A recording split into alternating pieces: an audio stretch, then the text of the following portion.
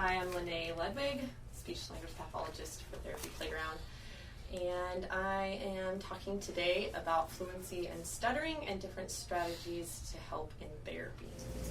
Also, don't try to correct the child's speech, instead model the correct way to speaking. So, well, don't say it this way, that's not what we want. We want them, so if the kid says, I went outside today, you could say, you went outside today? So you're modeling rather than saying, slow down, or spit it out, or Kathy jokes about getting popped in the back of the head when they stutter. You know, that was an old time thing, but not stress, adding to the stresses. We want to model the way to do it rather than correcting, which is hard for me even as a therapist to do. But if you're modeling it throughout the session, you'll notice that your kid starts talking the way that you're talking and stretching. We'll talk about a lot of these different things, but that's one thing to talk to parents about. Avoid quizzing the child and adding that unnecessary pressure. They said also set aside some time during the day, so you can tell parents, set aside time during the day that you're giving your child undivided attention. So talking to them and letting them talk to you rather than being in a time where you're kind of, you're on your phone or something else is going on. It's adding that stress and making the demand higher, because the language or the speech skills are down here, and the language or the demand is up here. So in the middle, that's where the stuttering happens. So if we bring those demands down while they're getting speech therapy and bringing those speech skills up, there's going to be less disfluency. Does that make sense?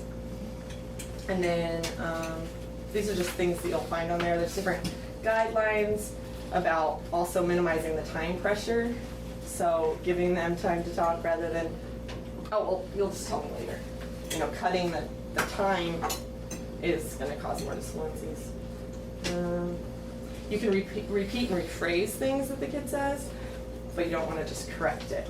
So if they get stuck on a word, you might rephrase it a different way. You know, if it's a sound that you notice they're getting stuck on a lot, like a lot of stops, so B's and P's, you'll see a lot of up, you'll see a lot of that because it's the stopping motion and tightness that happens. So those are some things to kind of help parents with. There's also a list of websites that are really good. My favorite is the Stuttering Foundation. It's stutteringhelp.org. And it's separated by speech therapists, it's separated by parents, preschool kids in elementary ages, and high school ages, and then there's others. So all of these are going to be on the wiki link, but that's my favorite one, Stuttering Foundation. And they even have books written by kids that stutter, for kids that stutter. So, you know, desensitizing the kid to stuttering, making it normal, and then you're taking some of that stress off of them. So that's the first part that I would really focus on, especially with little ones. A lot of little ones, you're going to want lots of changes in the home to try to bring those demands down. Like Susan and I have talked about this. She has a little one that she's working with in the home, and there's 2 languages, there's, you know, all different kinds of stresses. The room is immaculate in this house we've talked about, where they're supposed to come in and they line up their shoes, and that's a stressor that's added. So, okay, how can we relax the environment? Talking to parents about that as the first step. So, and now we're going to go into the whole Cooper method. So the first, it's called the STAR therapy process. It's just a way to remember doing it in this order. It's really important to do therapy in this order and not kind of skip around if you can help it, for lots of reasons, as you'll see. So the first is structuring. So identifying behaviors that happen when we have bumpy speech. So we talk about, you know, here I have some ideas of things you can actually show kids. So just different visuals. These are again on the wiki link. So this is a smooth one.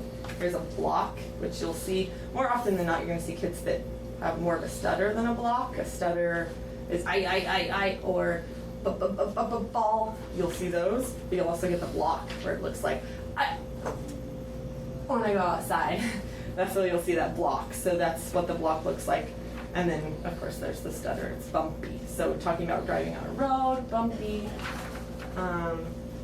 I've even taken like a car and made Play-Doh and made bumps in the Play-Doh Instead of talking about bumpy, oh, that was bumpy. We talk about that. The bumpy, really making it. And we're not pointing out right now. We're not pointing out anything that the kid is doing. We're just talking about, sometimes we have bumpy speech, sometimes we have smooth speech. And then being able to get some visuals, imagining bumps, imagining a smooth road. So I've used those kinds of things. I've even taken my train track and made it kind of bumpy. I'll put it on top of each other, and the train goes over where it's bumpy. Oh wow, I am going outside, and then we make it smooth. Oh, I'm going outside, making it smooth. So identifying those behaviors. Here's another one. It's a bunny on roller skates, smooth, bumpy, and then stuck. So these are just ideas you can talk to them about. Yeah. So when you're in this particular phase, you're not addressing that this is how they speak. You're just talking just in general. In general. And I like to say, sometimes I have bumpy speech. And this is what my bumpy speech might look like. So you're identifying those times, but you're not pointing it out in the kid yet. Like right at this point, you're just talking about how everyone has it. And there are times where it's bumpy, and there are times when it's smooth. We talk about it and just give them those visuals right now. So not yet. And then we also will talk about how different body parts are used in speech. This is usually a little bit older kids. You can do it for I could even do it for a 4-year-old even, but usually older. We talk about, so this is a speech guide. I drew this because I tried to print it online and I couldn't get it to work. So we talk about our mouth, we talk about our neck, we talk about our voice box, we talk about our lungs, and then also the different body parts that they might be making, having these other, their behaviors that the person takes on because of the disfluency. So secondary behaviors, so losing eye contact. I have a little one who does this when he gets really, it's really tight and bumpy, and this is his secondary behavior. You'll see some that are just really tight in their neck. And so we're talking about our neck, and we're talking about our lungs, and we're talking about our mouth and tightness in our mouth, and talking about all the body parts. And you can even have them cut out each body part, and we talk about each one and gluing it on as we talk about how we use those for speech. Not in terms of bumpy or smooth yet, just how we use those. And then those secondary behaviors that you've observed, you can even talk about here too. Eye contact is one you'll see a lot, where they'll turn away, or you'll see tightness in their neck. You'll notice a difference. You'll see rings in their neck, like that tightness in the neck. So we talk about, we're going to use our neck, we're going to use our voice box, we're going to use each of our body parts. And then identifying some of those behaviors that are particular to the kid. You might not see them right away, but as you're around the kid more, you're going to notice patterns. And those patterns are this, or that, or turning. I've even had a kid look up. The tension. Pinch your eyes. You'll even hear them say, they'll get that rise up too. So we talk about that with our voice. We want our voice to be normal. We use our voice. So right now it's just talking about in general what we use for speech. Is blinking one? Like blinking a lot? Blinking is one. You'll see that too. I've seen it not with any of the kids I've actually worked with, but I've seen it on in some of my classes. They show, again, it's just a secondary behavior that you'll see.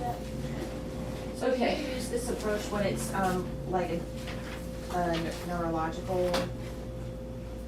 You can use this approach for all of it. Okay. Yes. Anything. We've talked about this with Sarah has a kid too, that there's possibly a neurological reason for stuttering. Some of it, there's a lot of different reasons for why stuttering happens. But if you're seeing consistency in it when they're super excited or they're super stressed, those are the times we want to bring it down and give them strategies. So you might not fix the stutter, but what you're going to do is you're going to give them strategies to make their speech more fluent. So some of the stuff is also from Gregory, and his is speak more fluently, stutter more fluently. So we can't always make the stutter go away. What can we do to make it more fluent, make it sound more normal? So, yes, you can use it for all of these. Wow, Ed. Okay. So that's the structuring portion. Any more questions about that one? Okay. So the targeting part. So now we're going to actually focus on those goals and objectives that were written. So we asked the client to begin modifying behaviors in the first stage. So now that we've identified what good speech sounds like, smooth speech sounds like versus bumpy speech, now we're going to start going into each of those things that they might be doing. So a big one that I like to start with is rate, because a lot of these kids are going to talk really fast. So we just talk about and manipulate our speech in terms of rate. So there's fast versus slow.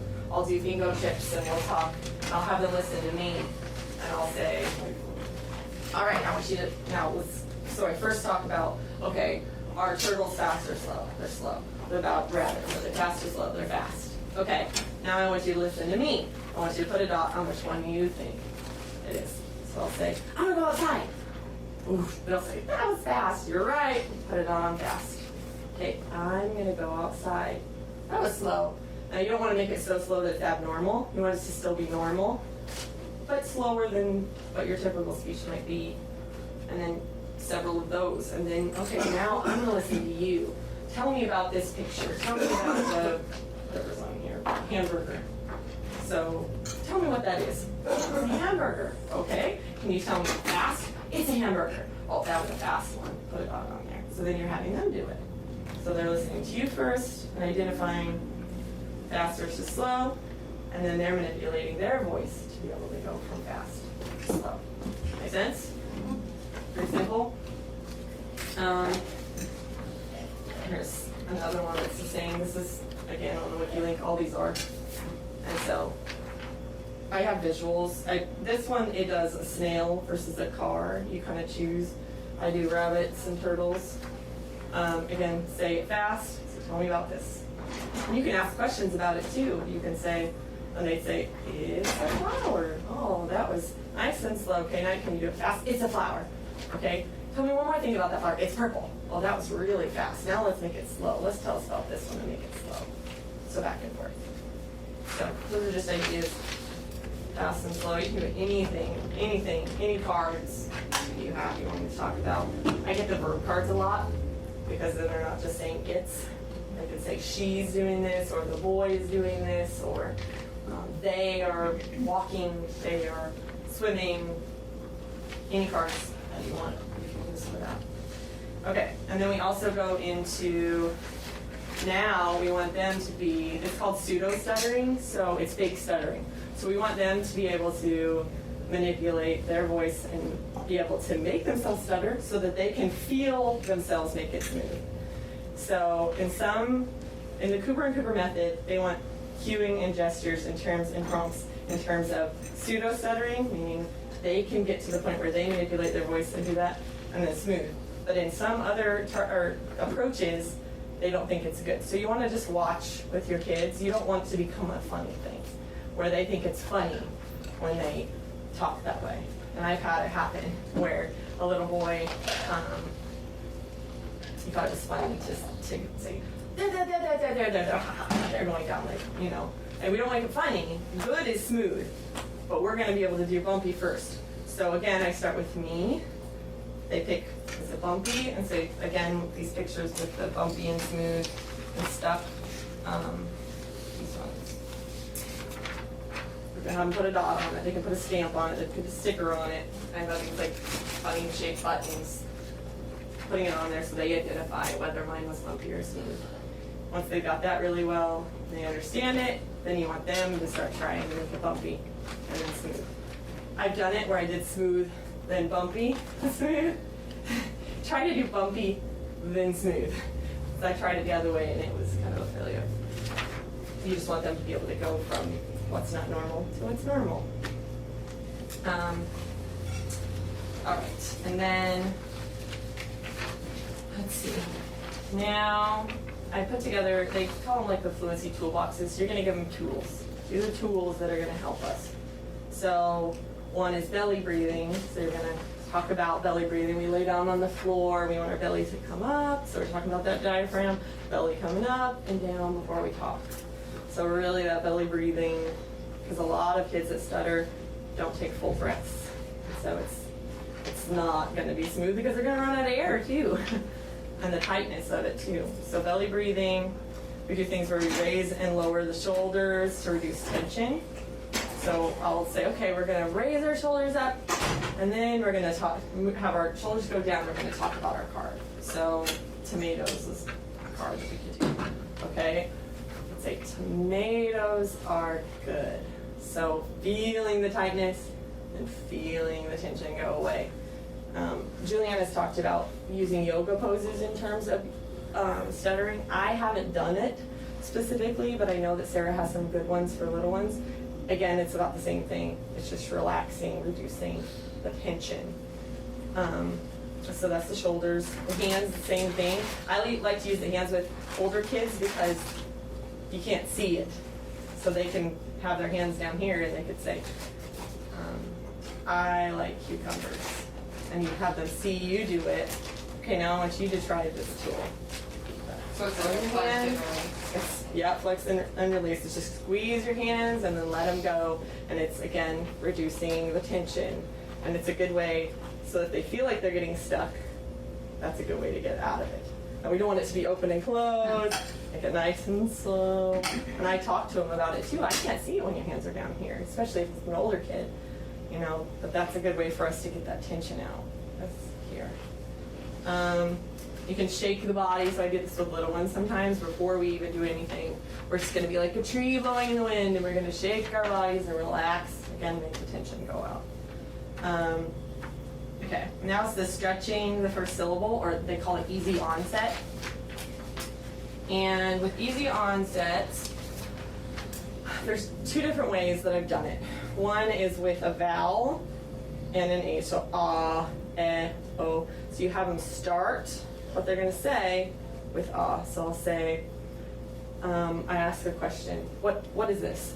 Okay, I want you to start with ah, and we're going to go through and we're going to say ear, ear. So they start their voice going, ear. So you want it to really get to the point where it's just constant voice. So it just relaxes everything here in the throat to get them started, because a lot of the time it's like getting it started. I've also done it with just the H. So here, it might sound like here, that's okay. Nose. So it's just relaxing the voice box to get them to be able to start, getting the start. So that's easy onset. And then we also do the stretching of the first syllable. Very similar, but like in a sentence with a kid that you're not going to see so much problem starting, we still want them to be able to stretch that first syllable and then make the rest of the sentence sound normal. So I like to drink water. So I stretch that first part. Again, you can do that by modeling. I've also done it with these dots again. I use these dots a lot just because kids like the colors. And so we'll start here. I like to drink water. My mom likes peaches, whatever it is. So you just slide that first word, and the other one should just come out normal. And that's how you want it to sound. A lot of kids want to stretch the whole thing. So we talk about that. Okay, this part's going to be stretchy, and this part we're just going to do normal. And so you're really modeling that throughout the whole session. You want to play with the cars? Let's go outside, whatever it is. So we're stretching that first word, the rest of it sounds normal. Again, very similar to easy onset. Easy onset is a sound we start first, and stretching the first syllable is just right along the same lines. I've also done, and I told Kelly about this too, but use silly putty so they kind of get the visual of it. So I want to go outside. It's raining outside. So you stretch, and you can actually use the stretching. I even have kids right now that this is what they want to do when I say we're going to stretch. And I say, you don't have to do it with your hands. We just do it with our mouths. But you can start that way. So you'll see lots of kids that will do that early on in therapy. They'll be like, we had quesadillas for lunch. So you don't have to do it, you have your hands up. But they like to do that, you know, the stretching. And so silly putty works really nice. Any of those things you can get to stretch. A visual too could be like a rubber band stretching. So them stretching that first syllable. Questions? No? So these are all again on Wiki. And then light contacts. A lot of the time they'll push a lot of the articulators together really hard. So you'll see ball. Okay, let's try that again. Make it really soft this time. Ball. So you're talking about that. Dog. Okay, let's use that tongue and it'll be light this time. Dog. You know, really working on those light contact. And so that's just the visual I use for that. So once they understand each one of these, and I try to do, you know, one a session, then I get to, okay, which one do you want to use to tell me about this? So they kind of get their favorites. So a lot of kids like the shake, which I try not to let them do too often. Sometimes they'll even take it off because they just want to be like this and just be silly. But I let them choose whatever one they want to do before taking a turn in a game. They tell me about whatever the card, the picture, whatever it is you want them to tell you about. You ask them a question. They use one of these to answer the question, and they get to pick which one that they do each time. So I want to use belly breathing. So, okay, belly breathing. I went to school today. Okay, good. Take your turn in the game. Makes sense? And then they pick the next one. Sometimes I don't want them to use the same one over and over, so I'll cross off. Okay, we did that one, do the next one. So you want them to be able to use each one of these. And they'll come up with their favorites, which is okay, because we want them to be able to use it in real life. So if belly breathing works for them, if hands works for them, if stretching the first syllable works for them, why not? But we want them to be able to try all of them to see which one we think works best for them. I even have one little boy that likes to tell really long stories, and during those long stories are the times when he actually gets going and actually does stutter. So I've used two with him. So we'll start with belly breathing. No, how's he do it? He starts with stretching, and then he does belly breathing whenever he pauses. So we talk about taking a breath. I have a little boy that'll even say, like a comma? And it's like, yeah, we're gonna pause. And when we pause, what are we gonna do? We're gonna stretch, or we're gonna belly breathe, whatever it is. So, for example, the one that I'm working with now, he'll do his stretching, so he wants to tell me about frogs, and he has a lot about frogs. And he'll say, frogs live in the forest. Good. And then we want him to, and he's gonna keep going. He's a kid that, and you know, one of those kids, we all know those kids that they really want to get in everything they can about whatever they know. Okay, and then we pause, now belly breathe. And frogs eat flies. So then it's the two, you can put two different things in one. So they just, again, manipulating their voice, being able to use these things to help become more fluent. Any questions about that? You'll have questions probably when you see the kid, because some kids, you're gonna get a kid that thinks it's funny to be bumpy, or thinks it's funny to shake all the time, or this is how I want to do my hands rather than down here. Just again, go back to what these toolbox things help with and what would look more normal. So we want it to sound more normal. We're not always going to be able to make the stuttering go away, but if these things are helping, it sounds a lot more normal to say, I want to guacamole, than I want to guacamole. It's much better, much more normal. It sounds a lot more typical to be able to use these toolbox tools rather than stuttering or walking. Okay. So those are just ideas that I use. You'll come up with your own. Okay, adjusting things. So this is one where we're going to start promoting self-evaluation. So you can even do this with, you know, a 4-year-old, where they are starting to monitor themselves. So I've done, and you don't, this is just an example, but bumpy versus smooth. So the frog, bumpy, smooth. Okay, when we're talking and doing things, okay, now what do you think that was, bumpy or smooth?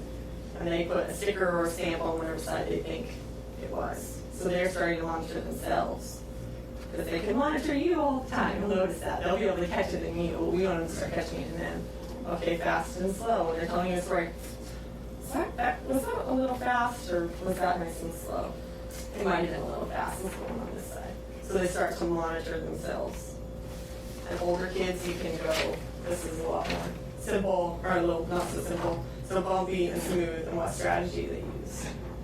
So again, you can just make a tally marker, you can do an X, or you can do a sticker or a stamp, whatever it is, and then talk about it with them, because we were desensitizing them to the stuttering at this point.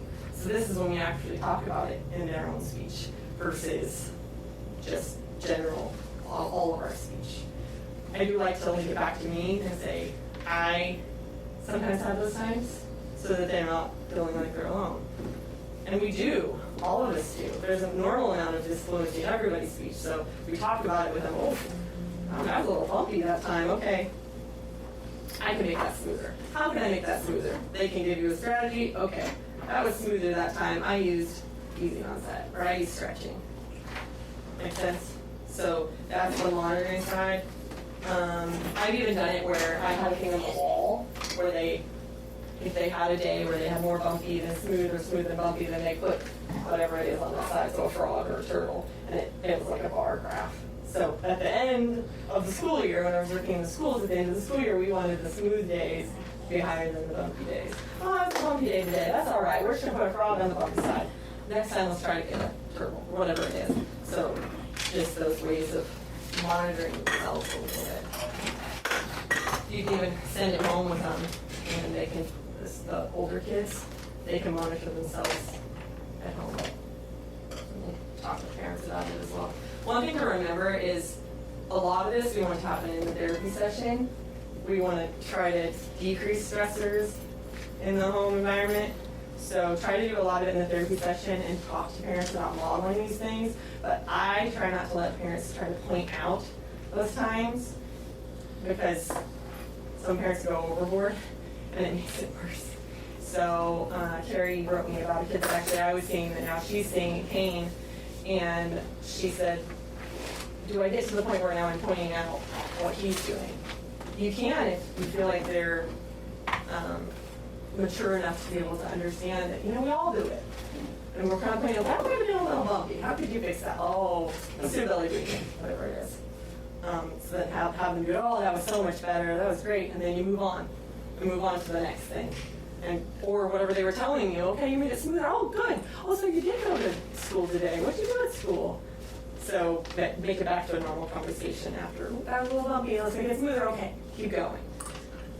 But try to keep it in the therapy room for a while, because a lot of those parents like to poke and point out all those times.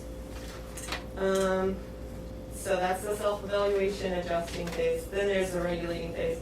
So regulating phase is really fun because you want to see the stuttering in this phase, because we want to be able to make them stress and then be able to use those skills. So I've done things with timers. Hurry, hurry, hurry, hurry, hurry, we gotta hurry. So you're adding the stress. These are the kids that come in, you don't see them stutter almost the whole session. And you're like, I don't see them stutter, but I know they do it at home. Mom says they do it at home, or they only stutter when they're in front of their mom. Like Jamie and I talked about, like they only stutter when they're in front of their mom. Okay, how can we increase the stressors so that we can see the stuttering, so that we can treat the stuttering? So I know it's great that this kid is really fluent in front of you because they're comfortable and they're relaxed, but we gotta find a way to get them excited. And usually it's more excited than it's stressed. So Jenga's a good game. Anything that has like those timers that are gonna go off. I like to do those. Jenga's just one of my favorites because they get really excited and it's gonna fall down, and that's when you're gonna see the stuttering happen. And then we talk about, okay, let's make it smoother. How do you, pick a tool. And they pick their tool, they smooth it out, we keep going. So you're trying to see it at this point. There was a kid that Julianne had who said he didn't get made fun of at school. The parents reported that was like a big issue for him. And Julianne, every time he talked and he'd stutter, Julianne would do what a kid would do.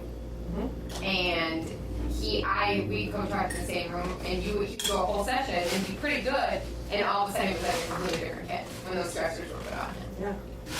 And I like to do a lot of, like I went in with Sarah and I asked her to interrupt this kid, interrupt it because we wanted to see it.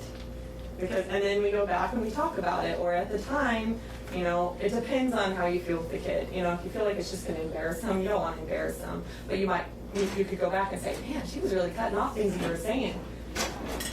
did you feel that? Yeah, okay, what can you do? What can you do whenever you get kind of stuck in those moments where you're getting interrupted, or you don't have a lot of time to say something, or, you know, so you're talking about it.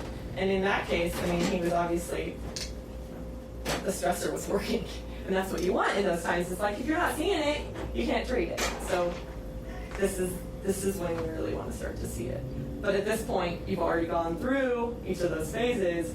They understand what bumpy and smooth speech sounds like. They understand different behavior or different modifications and things that can help. And then you get to the stage where you're adding those stressors. Make sense? I really like that stage.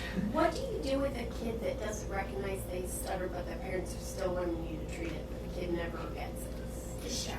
So, I think still- we're treating, but see, is the kid still stuttering? Even in the session? I. You gotta make them aware of it. And no matter what I've done, still not there. Is Still not there. it developmentally that he's maybe just? It depends. It depends on how long it has lasted. Like if it's a 6-month thing, you know, anywhere past 6 months or to a year of stuttering, then you want to treat it. But if he's not aware of it, but parents still want to treat it, and if there's other things to work on, of course you work on those things. But I would informally work on it of them catching you then. Okay, you manipulate your voice so that they catch you, and then awareness eventually comes. Like, we had a patient that was the same, but now he started to notice. He's aware, and he'll say, I'm gonna go outside, which is huge in that he's catching himself. For the longest time, he's not catching himself. He didn't even notice it. And I'd say, oh, our hands are up here. And then it'd get smoother because he put his hands down, but he still didn't know that he was having, you know, the bumpy speech or getting, you know. But now he's starting to. So you have to stick with it. Okay. Now, use yourself though. That's what I like to do. Okay. It's like I use myself of like, okay, I really want you to listen. And if you hear me being bumpy, I want you to raise your hand. And you know, and I throughout the session I'll do it. I won't even focus on that. That might not be what we're even working at the time. But we're playing with, you know, the cars. This car's gonna go, go, go, go, go, go, go, go, go, go fast. And look at it, whoa, that was a little bumpy. Yeah, it was bumpy. Oh, raise our hand, bumpy. Oh, let's make that smoother. How can I make it smoother? One of our tools. Again, so you can do it with yourself. So they get more aware as they are starting to catch it with you, you know? Yeah, so if you guys, I don't know if you have any more questions. I think you might ask you to work with again. In terms of younger ones, because I know that it's harder, with those younger ones, I try to decrease the stresses in the home, and I try to model a lot. So I'm modeling, you know, if the kid's 2 years old, like there's a normal amount of disfluency at that age, but we're still gonna model how we can talk to make it smoother.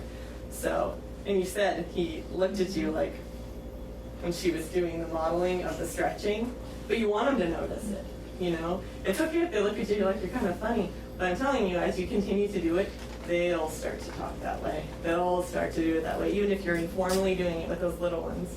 As they get older, by the age of, you know, depending upon maturity, 3 or 4, you can go through this whole thing.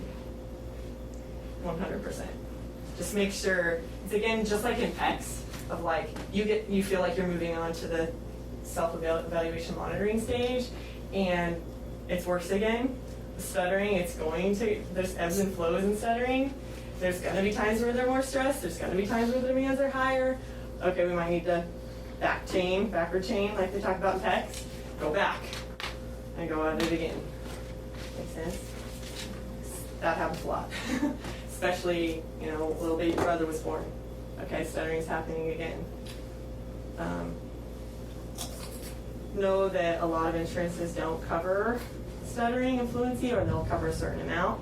Do the best you can in that amount of time to really get parents on board. Do what you can in that amount of time. Try to find something else that they need to work on to try to, you know, allow them to still get some informal fluency therapy. Or, okay, we're gonna work on these couple of sounds, but fluency might be a big chunk too, because it affects intelligibility too.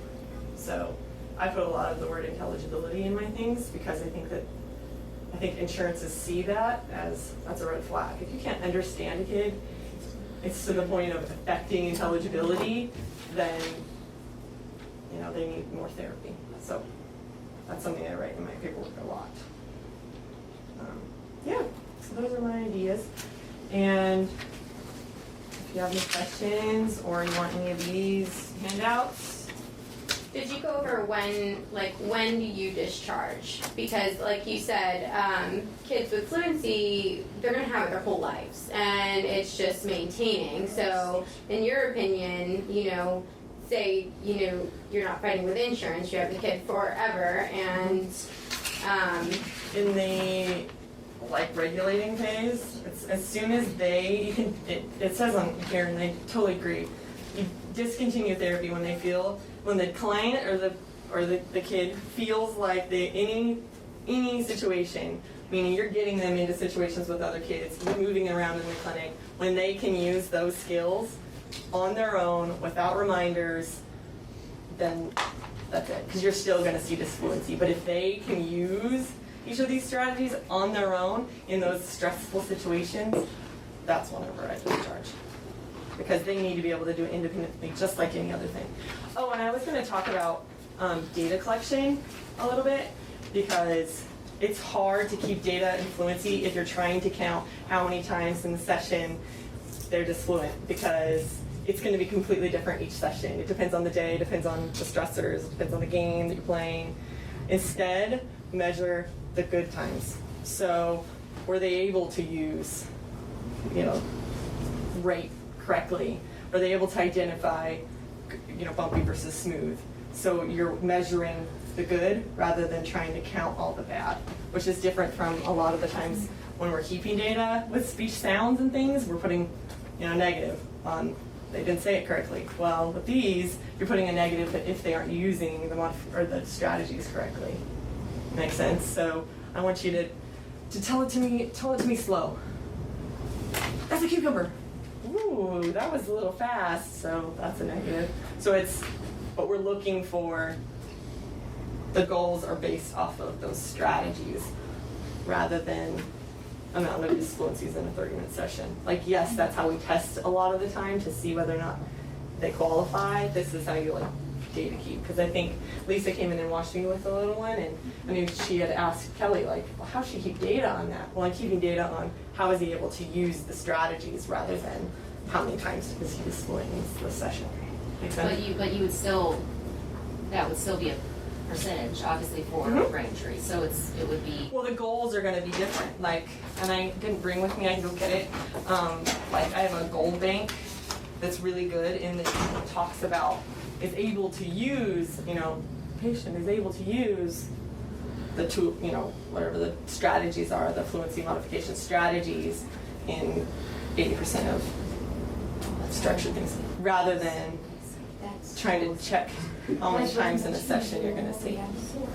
So that's what the goal should look like. I have a goal bank, which I can make sure is on there too. I don't know if it is, but I can make sure it's on the WikiLink for SLPs that when I put in those goals, that make them a lot easier to keep data on. Because fluency is a hard one to keep data on. But rate is a big one. Fast versus slow, modification strategies, identifying, it's like auditory discrimination. They're being able to listen to you and be able to tell what good speech, smooth speech sounds like versus bumpy speech. They can listen to you, now can they identify it in themselves? Make sense? Okay. If you have questions, just come to me. But this is the thing I try to stick with, and I do a lot of backward chaining. So, yeah. Thank you.